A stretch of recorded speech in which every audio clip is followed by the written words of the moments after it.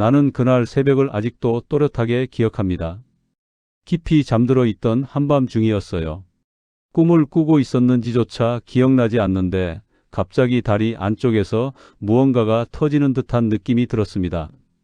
동시에 숨이 턱 막힐 만큼 강한 통증이 몰려왔고 참으려 했지만 결국 악 하는 소리가 입 밖으로 튀어나왔습니다.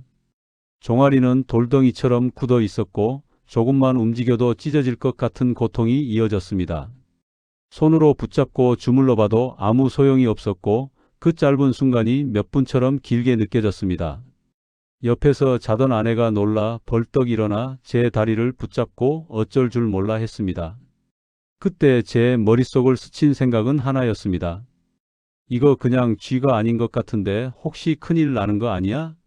그동안 다리에 쥐가 난다는 걸 대수롭지 않게 여겨왔지만 막상 겪어보니 공포에 가까운 감정이었습니다. 숨은 가쁘고 통증은 사라질 기미가 없고 그저 시간이 지나기만을 기다릴 수밖에 없다는 게 너무 무서웠습니다. 사실 저는 건강 이야기를 오래 해온 사람입니다. 은빛건강톡이라는 이름으로 여러분과 몸 이야기, 생활 습관 이야기 나누며 지내왔지만 정작 제 몸이 이렇게 비명을 지를 줄은 몰랐습니다. 혹시 아직 구독하지 않으셨다면 지금 구독 버튼 한번 눌러주세요. 좋아요도 함께 눌러주시면 저처럼 늦게라도 몸을 다시 이해하려는 분들에게 이 이야기가 더 멀리 전해집니다. 그날 이후로 밤이 달라졌습니다. 잠자리에 누우면 편안함보다 불안이 먼저 찾아왔고 다리를 쭉 뻗는 것도 망설여졌습니다. 오늘 밤에도 또 오면 어쩌지라는 생각이 머릿속을 떠나지 않았습니다. 마그네슘이 좋다길래 챙겨 먹어봤고 자기 전에 물도 일부러 더 마셔봤습니다. 방송에서 좋다는 건 웬만하면 다 해봤다고 해도 과언이 아닙니다. 그런데도 쥐는 예고 없이 찾아왔습니다. 규칙도 없고 이유도 모른 채 갑자기 찾아오는 통증 앞에서 나이가 들었다는 사실이 그 어느 때보다 실감났습니다. 그러다 어느 날 제게 아주 의미심장한 말을 해준 분을 만났습니다.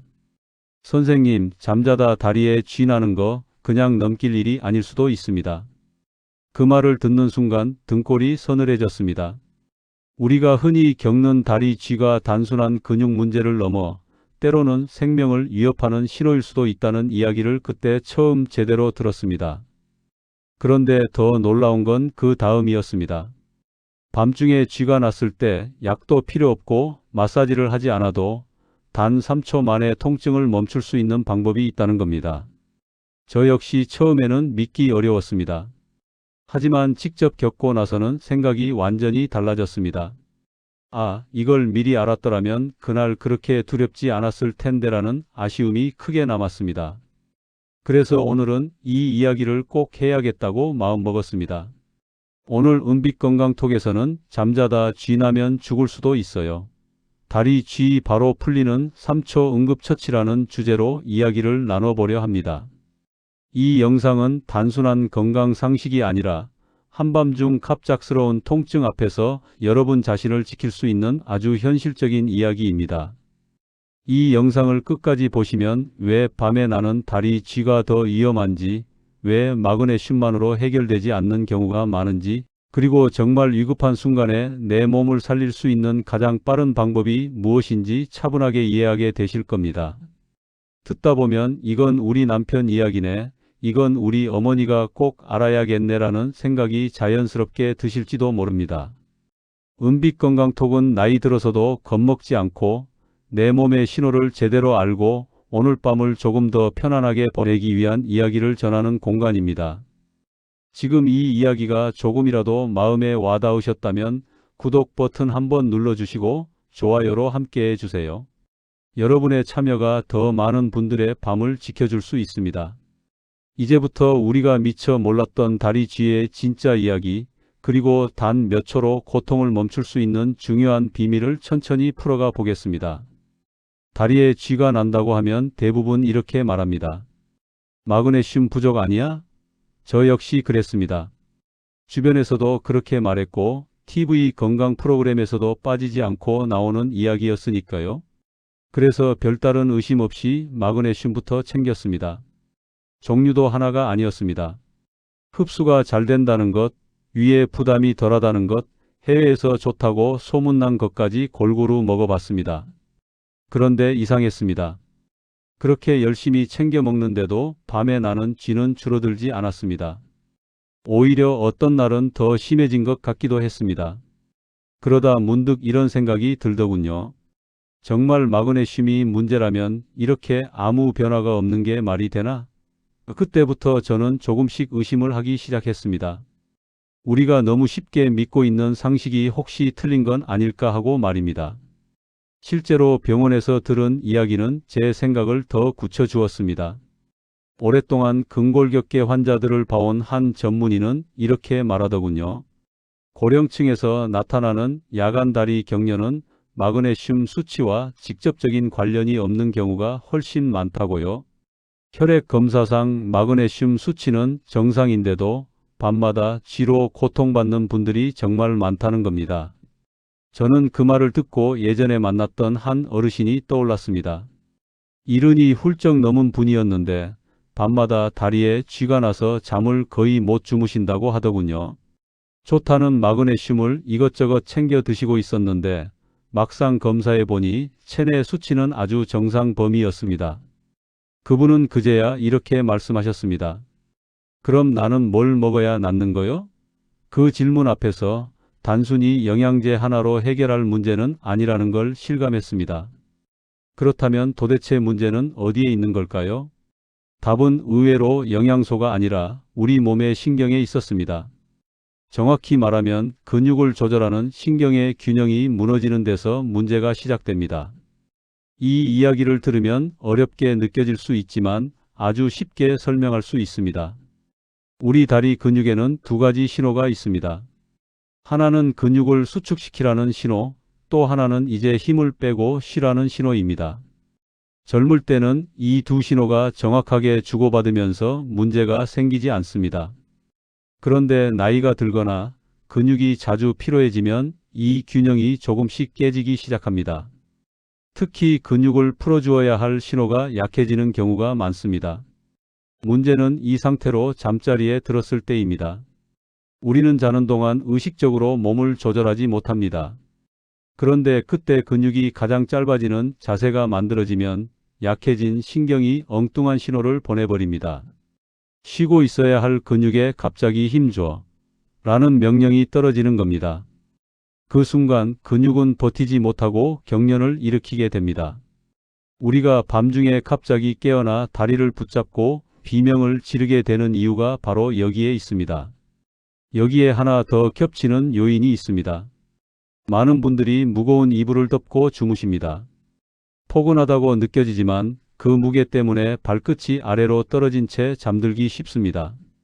이 자세는 종아리 근육이 가장 짧아진 상태입니다. 이미 긴장된 근육, 이미 균형이 깨진 신경, 그리고 이불로 눌린 발끝, 이 세 가지가 겹치는 순간 다리 쥐는 거의 피할 수 없게 됩니다. 이제 조금 이해가 되실 겁니다. 왜 낮에는 괜찮다가 꼭 밤에만 쥐가 나는지, 왜 마그네슘을 먹어도 해결되지 않는 경우가 많은지. 문제는 부족한 게 아니라 잘못 작동하는 신호에 있기 때문입니다. 그렇다면 중요한 건 무엇일까요? 이 잘못된 신호를 어떻게 끊어주느냐, 바로 그 방법을 아는 것이 가장 중요합니다.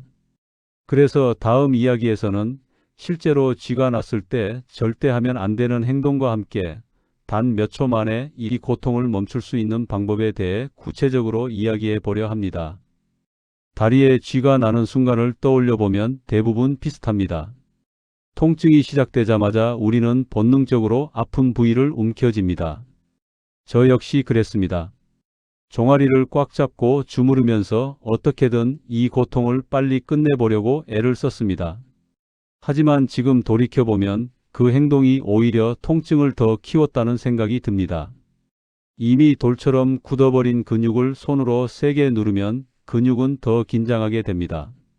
말 그대로 경련 상태인 근육을 억지로 자극하는 셈이기 때문입니다. 어떤 경우에는 근육 섬유에 미세한 손상이 생겨 쥐는 풀렸는데도 다음 날까지 욱신거리는 통증이 남기도 합니다. 그래서 쥐가 났을 때 가장 먼저 기억해야 할 것은 주무르거나 두드리는 행동은 절대 도움이 되지 않는다는 사실입니다. 그렇다면 어떻게 해야 할까요? 여기서부터가 정말 중요한 이야기입니다. 밤중에 쥐가 났을 때 단 몇 초 안에 이 고통을 멈출 수 있는 방법이 있습니다. 이건 민간요법이 아니라 우리 몸의 신경 원리를 이용한 아주 확실한 방법입니다. 저도 처음에는 반신반의했지만 직접 해보고 나서는 생각이 완전히 달라졌습니다. 첫 번째 방법은 아주 단순합니다. 쥐가 난 다리를 쭉 펴고 발가락을 얼굴 쪽으로 강하게 당기는 것입니다. 손이 닿는다면 발가락을 잡고 최대한 몸쪽으로 젖혀보세요. 이때 중요한 건 아플 만큼 당기는 게 아니라 정강이 쪽 근육에 힘이 들어가는 느낌을 만드는 겁니다. 이 동작 하나로 종아리 근육에 걸려있던 경련이 눈에 띄게 풀리는 걸 느낄 수 있습니다. 이게 왜 효과가 있을까요? 우리 몸에는 서로 반대되는 근육은 동시에 강하게 작동하지 않는다는 원리가 있습니다. 정강이 앞쪽 근육에 힘을 주면 그와 짝을 이루는 종아리 근육은 자동으로 힘을 빼게 됩니다. 우리가 일부러 종아리를 풀려고 애쓰지 않아도 뇌가 알아서 힘을 빼도록 만드는 겁니다. 이 원리를 이용하면 의지와 상관없이 경련을 멈출 수 있습니다. 만약 너무 아파서 손을 뻗을 힘조차 없다면 두 번째 방법을 기억해 두셔야 합니다. 이건 정말 비상 상황에서 써먹을 수 있는 방법입니다. 바로 인중을 강하게 자극하는 것입니다. 코와 위집술 사이 움푹 들어간 부분을 엄지와 검지로 꽉 짚거나 강하게 눌러보세요. 순간적으로 다른 통증이 느껴질 수 있지만 신기하게도 다리의 경련이 빠르게 가라앉는 경우가 많습니다. 이 역시 근거 없는 이야기가 아닙니다. 우리 뇌는 한 번에 하나의 강한 통증 신호에 집중하는 성향이 있습니다. 인중처럼 민감한 부위에 강한 자극을 주면 뇌의 관심이 다리에서 위쪽으로 옮겨가면서 다리의 통증 신호가 차단됩니다. 이 과정을 통해 경련을 일으키던 신경회로가 잠시 멈추게 됩니다. 이 두 가지 방법은 꼭 기억해 두셔야 합니다. 밤중에 혼자 있을 때, 갑자기 쥐가 났을 때, 누군가의 도움을 받을 수 없는 상황에서도 스스로 할 수 있는 응급처치이기 때문입니다. 실제로 이 방법을 알고 난 뒤로 저는 쥐가 와도 예전처럼 겁부터 나지 않게 되었습니다. 적어도 어떻게 해야 할지 모른다는 공포는 사라졌습니다. 하지만 여기서 한 가지 더 짚고 넘어가야 할 부분이 있습니다. 모든 다리 통증이 단순한 근육 경련은 아니라는 사실입니다. 특히 나이가 들수록 쥐처럼 느껴지는 통증 속에 다른 위험 신호가 숨어 있는 경우도 있습니다. 다음 이야기에서는 절대 그냥 넘기면 안 되는, 반드시 병원을 찾아야 하는 다리 통증의 신호들에 대해 이야기해 보려 합니다. 다리 쥐 이야기를 하다 보면 많은 분들이 이렇게 말씀하십니다. 아프긴 해도 좀 지나면 괜찮아지잖아요. 저도 예전에는 그렇게 생각했습니다. 그런데 여러분들의 이야기를 듣고 또 제 경험이 쌓이면서 생각이 달라졌습니다. 모든 다리 통증을 같은 선에서 보면 안 된다는 걸 알게 됐기 때문입니다. 대부분의 야간 다리 경련은 위험하지 않습니다. 근육과 신경의 일시적인 문제로 나타났다가 관리만 잘해주면 점점 줄어드는 경우가 많습니다. 하지만 문제는 그 대부분에 속하지 않는 경우입니다.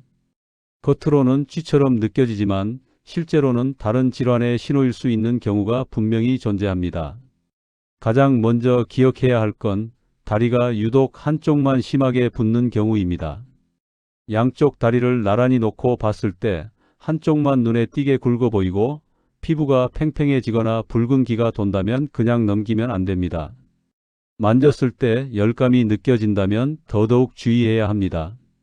이런 경우에는 다리 안쪽 혈관에 문제가 생겼을 가능성을 반드시 염두에 두어야 합니다. 반대로 다리가 붓지 않는데도 통증이 있고 유난히 차갑게 느껴지는 경우도 있습니다. 발색이 창백해지고 발등이나 발목 쪽 맥박이 약하게 느껴지거나 잘 잡히지 않는다면 혈액이 제대로 내려가지 못하고 있다는 신호일 수 있습니다. 이런 통증은 밤에 누워 있을 때 더 심해지는 경우가 많아 쥐로 착각하기 쉽습니다. 또 한 가지 많은 분들이 헷갈려 하는 것이 있습니다. 통증이라기보다는 다리가 가만히 있지를 못하는 느낌입니다. 쥐어짜는 고통보다는 다리 안에서 뭔가 꿈틀거리거나 벌레가 기어가는 듯한 불쾌감이 먼저 옵니다. 가만히 있으면 더 괴롭고 다리를 움직이면 잠시 편해집니다. 이런 경우에는 단순한 근육 문제가 아니라 신경 전달 과정의 문제일 가능성이 큽니다. 이런 신호들은 공통점이 하나 있습니다. 시간이 지나도 점점 반복되거나 이전보다 강도가 세진다는 점입니다. 단순한 쥐는 대개 순간적으로 나타났다가 사라지지만 위험 신호는 계속해서 몸이 알려줍니다. 그래서 저는 늘 말씀드립니다. 평소와 다르다는 느낌이 들면 그 감각을 무시하지 말라고요. 특히 밤에 나타나는 통증은 더 조심해야 합니다. 낮에는 활동하면서 증상이 가려지다가 밤에 조용해지면 몸의 신호가 더 또렷해지기 때문입니다. 그래서 많은 혈관 질환이나 신경 문제들이 밤에 처음 모습을 드러냅니다. 잠자다 깼다는 이유만으로 단순히 쥐라고 단정 짓지 말아야 하는 이유입니다. 이 이야기를 드리는 이유는 겁을 주기 위해서가 아닙니다. 오히려 반대입니다. 정확히 알고 있으면 불필요한 불안도 줄고 정말 필요한 순간에는 빠르게 움직일 수 있기 때문입니다. 내 몸이 보내는 신호를 구분할 수 있다는 것, 그 자체가 이미 큰 예방입니다. 자, 이제 응급처치도 알았고 위험 신호도 어느 정도 구분할 수 있게 되었습니다. 그렇다면 다음으로 가장 중요한 질문이 남습니다. 애초에 밤마다 다리에 쥐가 나지 않게 하려면 우리는 무엇을 바꿔야 할까요? 다음 이야기에서는 약보다 먼저 챙겨야 할 식사와 오늘 밤부터 바로 바꿀 수 있는 잠버릇에 대해 이야기해 보겠습니다. 응급처치 방법을 알고 나니 마음이 조금은 놓였지만 솔직히 말해 가장 좋은 건 애초에 쥐가 나지 않게 하는 겁니다.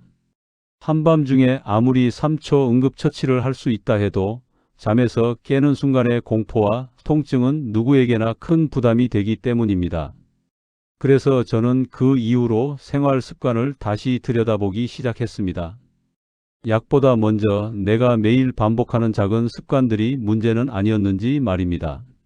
많은 분들이 마그네슘 하나만 떠올리지만 실제로 더 중요한 건 신경을 보호해주는 영양입니다. 나이가 들수록 신경 전달이 느려지고 예민해지기 때문에 비타민, B군처럼 신경 기능을 도와주는 영양소가 훨씬 중요해집니다. 또 하나 놓치기 쉬운 게 바로 타우린입니다. 타우린은 근육 피로를 줄이고 신경 흥분을 가라앉히는 역할을 하는데 나이가 들수록 몸에서 자연스럽게 줄어듭니다. 오징어, 문어, 조개 같은 해산물의 많은 이유가 바로 여기에 있습니다. 그리고 잠버릇입니다. 저는 예전부터 무거운 이불을 좋아했습니다. 덮고 있으면 든든하고 포근하다는 느낌이 좋았거든요. 그런데 그 습관이 다리 쥐를 부르고 있었다는 걸 뒤늦게 알게 됐습니다. 이불 무게 때문에 발끝이 아래로 떨어진 채 잠들면 종아리 근육은 밤새 가장 짧은 상태로 굳어 있게 됩니다. 이 상태에서 신경이 한 번만 잘못 반응해도 경련은 쉽게 시작됩니다. 그래서 저는 이불을 조금 가벼운 걸로 바꾸고 잠잘 때 발목 아래에 작은 쿠션 하나를 받치기 시작했습니다.